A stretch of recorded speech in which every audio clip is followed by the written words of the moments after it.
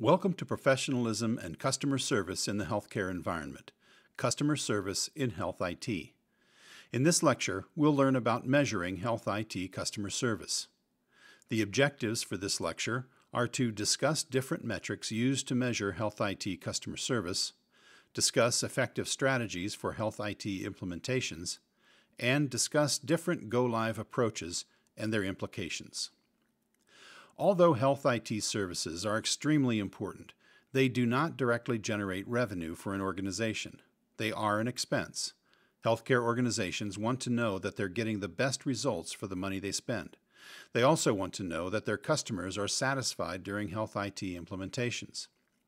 It's imperative then for IT departments to demonstrate their value by measuring the services they provide and determining the return on investment. The following slides explore several of the metrics currently used by IT departments in healthcare settings. Comparison of services against targets outlined in service level agreements, analysis of help desk metrics, achievement of project management goals and milestones, satisfactory completion of obligations outlined in vendor contracts, and customer satisfaction surveys. A service level agreement is an agreement between a customer and service provider. It specifies the type and level of services that will be provided. For example, if IT staff at a healthcare organization were considering vendors to provide cloud services, they might want to see items such as the following covered in the service level agreement. Are there metrics regarding unplanned downtime that we can access? Is there a financial penalty for downtime? How often are backups performed? For how long are the backup histories maintained? A service level agreement is often called an SLA and can be a key tool in helping to manage and even elevate customer satisfaction levels.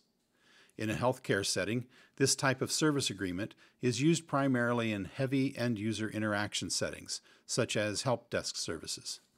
The level of service guaranteed to users of the help desk may be that all calls will be answered by the fourth ring, one level of customer satisfaction, that all calls will be triaged on the phone, and that 1/3 of all issues will be resolved over the first phone call, the second level of service. Calls that need to be farmed out to the desktop support team or the network services team may be guaranteed to be addressed within 24 hours, the third level of service. The turnaround time of each level of service must be closely monitored because the help desk provider is under pressure to adhere to the agreed-upon service level or face potential consequences.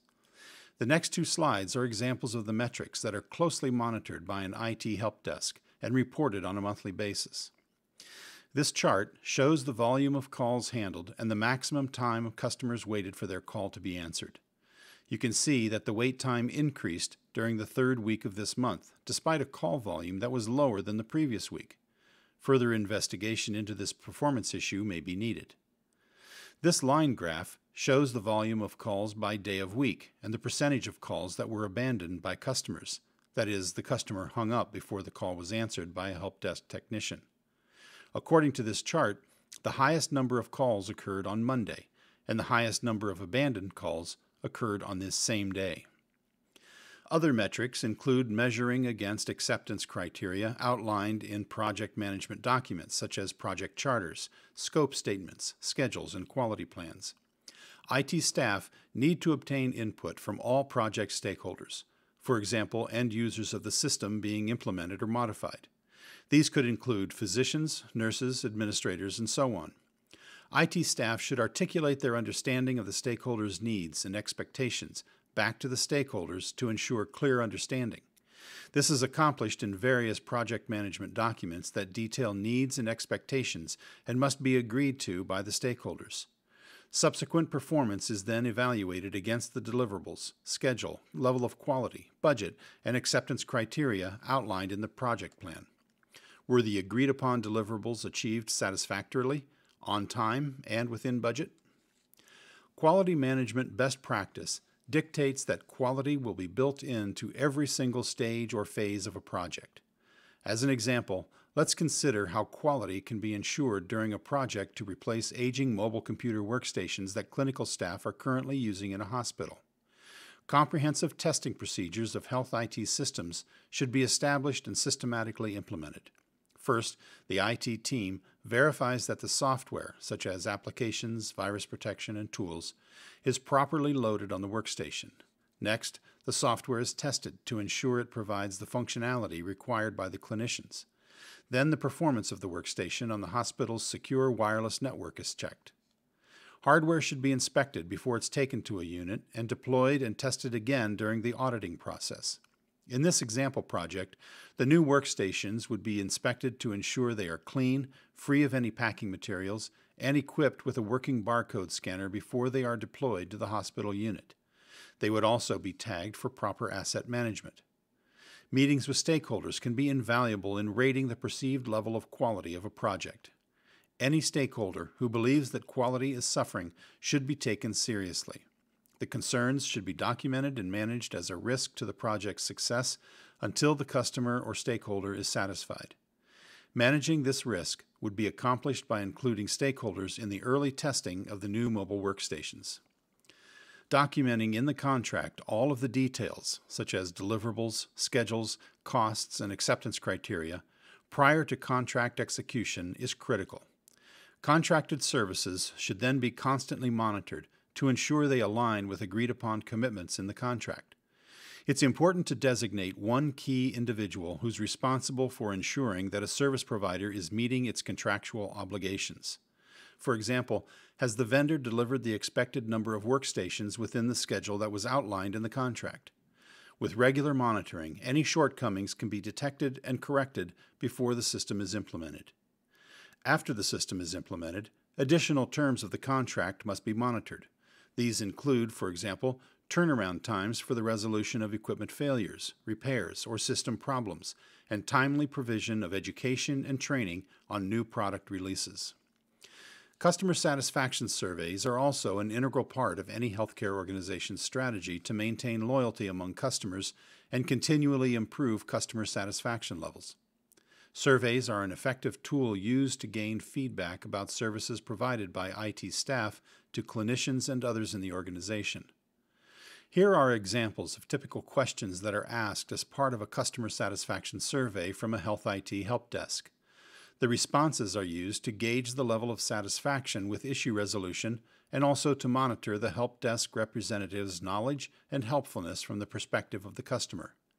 Survey results can then be used to provide positive feedback to an individual for a job well done, or the results may identify areas for improvement for the help desk knowledge base and for the staff. Now let's look at the two most common go-live strategies for Health IT implementations and the implications for Health IT customer service. Big Bang and Phased are two strategies used for implementing IT systems. These approaches can be used for implementation of a new Health IT system, migration from an existing system to a new one, and improvements to an existing system. These strategies are also relevant to other IT projects, such as integrating with patient portals and adopting telehealth devices.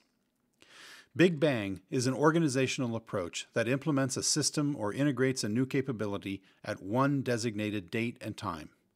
An example of a Big Bang implementation would be, starting at 1 minute after midnight on November 16th, the new EHR becomes live at all sites of XYZ Health and the old system is no longer used. Another example would be the implementation of a new mobile application that allows secure transmission of EKGs and video between EMS, or Emergency Medical Services, and Emergency Department, ED, physicians. An important consideration when deciding whether to use a Big Bang approach is how many sites are involved. Consider the difference between an implementation for only one site and one that must be completed across several sites simultaneously for a Big Bang. In the EMS-ED example, the project would entail the training of EMS staff in many different locations and shifts on the new application in time for go live. The complexity and risk are certainly increased in the latter scenario. Phased implementation occurs, as you can guess, when implementations of a new system, changes to an existing system, or new functionality occur in a planned sequence rather than all at once, as is done with the Big Bang approach. With the phased approach, the old system, old IT system, or old paper-based manual process, must be maintained and supported until all of the phases are completed.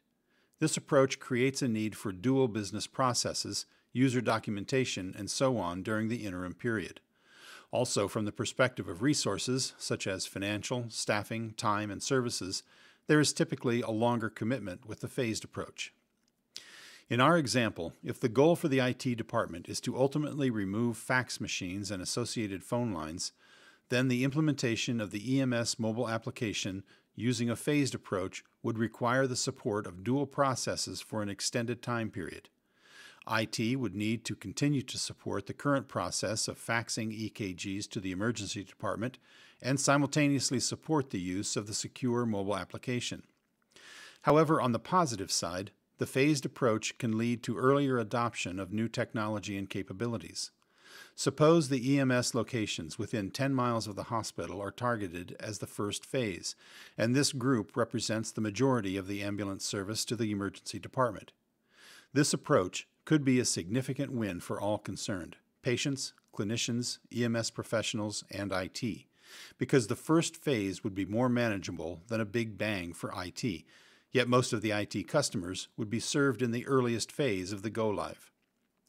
The go-live strategy an organization selects also has some associated implications for health IT customer service. Let's consider how customers could be impacted by a go-live strategy that's used to change from one EHR system to another due to a recent merger with another health organization. First, consider patients. Will their medical histories, such as medications, allergies, office visits, radiology studies, and lab results, be available in the new system upon go-live? With the Big Bang approach, the answer is yes. In contrast, with the phased approach, medical information might become accessible in the different systems over an extended period of time. The hospital may be transitioned to the new system during the first phase, and the outpatient ambulatory clinics may be transitioned at a later phase. This period, when the hospital and clinics are not yet synchronized, may impact the patient's experience in obtaining medical records and scheduling appointments, for example. Physicians wonder, will my colleagues and I be entering orders for all of our patients in the new system by a single date and time? This would be the case with the Big Bang approach. With a phased approach, certain specialties, say cardiology for example, will be live on the new system before others. Nurses may ask, will all nursing staff, for example those in the emergency department, inpatient care, and critical care, be utilizing the same system at go live? They would all be using the same system with the Big Bang approach. With a phased approach, the system they use will depend on the date, their location, or their area or service. With the Big Bang approach, if the IT help desk receives reports of a problem with the EHR system that's impacting the performance of the network, they'll assume that the problem is affecting all locations. If the IT help desk receives this kind of report during a phased approach, they'll want to find out which areas, such as cardiology clinics, are affected and which EHR system is impacted, the old or new system. Let's look at the factors that are important to the success of a customer service-driven health IT implementation. It's important to include your customer in the implementation process and to continually reinforce the reasons the change is being implemented. Spending time learning about customer needs can help IT staff to articulate relevant benefits. For physicians, this may mean reiterating that a particular IT project is being undertaken to improve the quality of care. For example, the implementation of telehealth devices at remote primary care offices may initially be intimidating for the physicians and staff. However, explaining how the technology will improve their patient access to care and care coordination can reduce negative attitudes toward the transition. Nurses look to the incorporation of technology to save them time so they can focus on their patients. For example, with a new EHR system, initially documenting a patient's visit will take more time. However, when that patient returns 6 weeks or 6 months later, that supporting documentation, such as prior visit history, home medication lists, allergy information, will already be available in the record. For nurses who do the bulk of documentation on a patient, the reward will be in the increased efficiency that occurs later when the information is readily available and doesn't have to be re-entered. The integration of technology to monitor patient vital signs and automatically notify the caregiver when abnormal vital signs occur will be seen as a success factor for nurses and also address patient safety. Administrators, too, must be reminded that their investment in health IT systems and technology is worth it. They will want to know exactly when they should expect to see a return on their investment. When can they get the reports promised by the system? When can they start doing a comparative analysis of physicians using the new system? When can they use the information in the system to generate more targeted advertising campaigns? Also, be sure to let patients know how they benefit from the implementation of a new IT system or integration of technology. Remember that the needs of patients and their families also drive the implementation of technology in health IT-related areas. This is certainly the case with patient portals that offer online scheduling, secure communication with their care providers, and mobile applications for management of health conditions, such as blood sugar monitoring. All of these services can contribute to success by increasing customer satisfaction. Another factor that determines the success of a health IT implementation is whether all customers or stakeholders are pleased with the outcome. Keep in mind that the satisfaction for different groups may come at different times. Eventually, however, every customer base should reap some sort of a reward. Let's look at possible success factors for this example. Integration of a telehealth device at a primary care physician or PCP practice with an EHR system at a nearby hospital. For patients, the use of a blood sugar monitoring device could lead to decreased need to travel to specialists' offices. Consistency of shared information and ease of communication between their PCP and specialists are another plus. Likewise, the PCPs could view the ability to securely document and share information between their clinic and specialists at the hospital as a time saver that increases their productivity and improves quality of care for their patients. For nurses at the PCP's office, there may be more technical tasks involved, but as long as the tasks are incorporated into the nurse's workflow and don't interfere with their patient care duties, then they would likely view the telehealth device as a success. Also, over time, the hospital administrator may see a decrease in the number of admissions for patients with diabetes who are part of the telehealth initiative. Every person who's impacted by the change in any way will need to be included in the implementation plan. Because much of customer service is about the perceived quality of the service being provided, you'll want to carefully guide users through an implementation. Also, be sure to communicate with them early and often and publicize successes, large or small. One of the best things a project manager can do is have a communication liaison who both educates stakeholders and communicates project status throughout the entire project lifecycle. Sometimes customer service is all about bringing people into the loop as often and as early as possible. Doing so increases the likelihood that they'll be comfortable with the level of change in their normal routines.